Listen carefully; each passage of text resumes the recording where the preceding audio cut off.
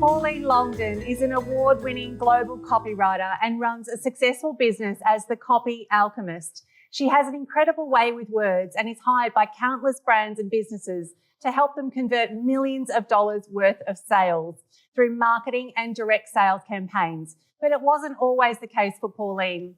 She has an incredible story to share with us today on how she went from army nursing major to world-renowned copy genius. Please welcome Pauline to the Girlfriend Out Loud. Hello, how are you? Welcome. Thank you for being on our show. You look amazing. Thank you. You're a rock star anyway.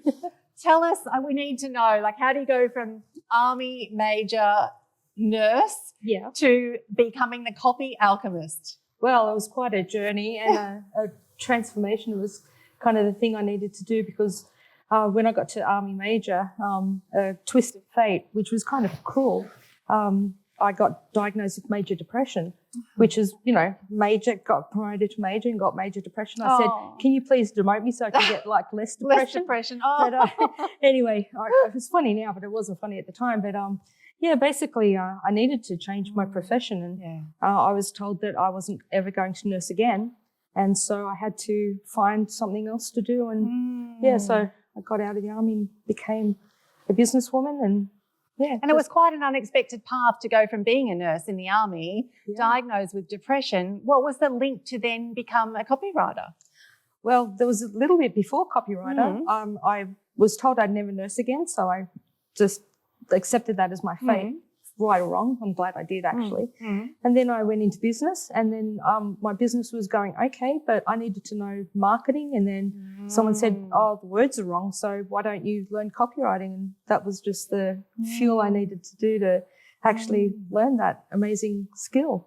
That was a gift. And the contributing factors that led to your depression diagnosis, what were they?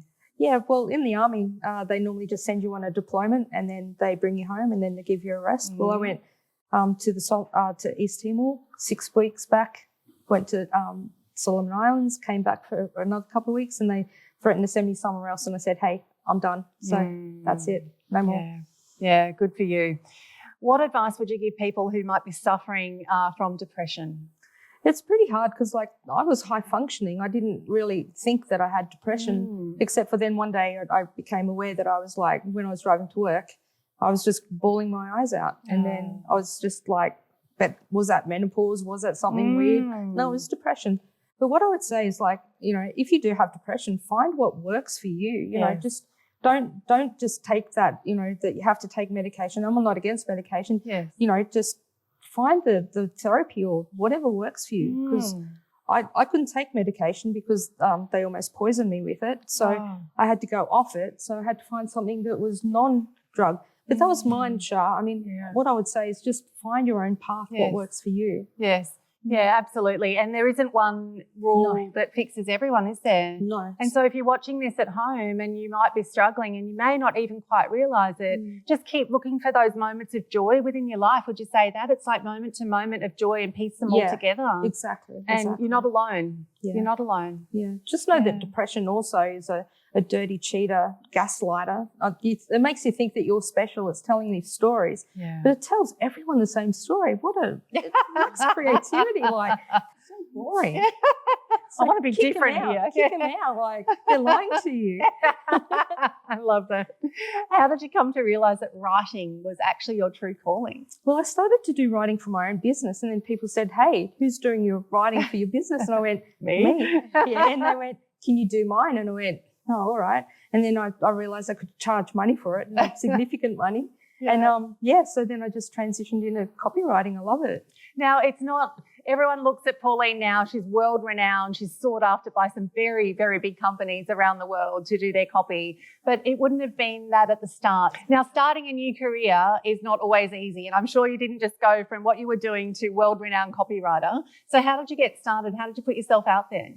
Yeah, well, social media is such a gift these days, isn't it? I mean, you can like say something in Brisbane and someone over in LA or wherever in the world.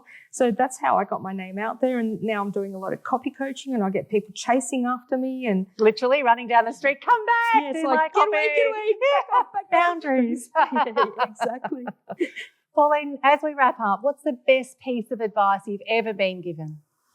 Well, I like the Gandhi thing of being the change you want to see in the world. But I think what I like and linked to depression and just, everything in life is that light can go into darkness, but darkness can't go into light. So just remember you have that light inside you. Shine that out into the world and you will naturally be the change you want to see in the world, won't you? Absolutely. Shine your light. That's it. Oh, let's give it up for Pauline. What an amazing woman. Thank you so much. That's amazing. Thank you.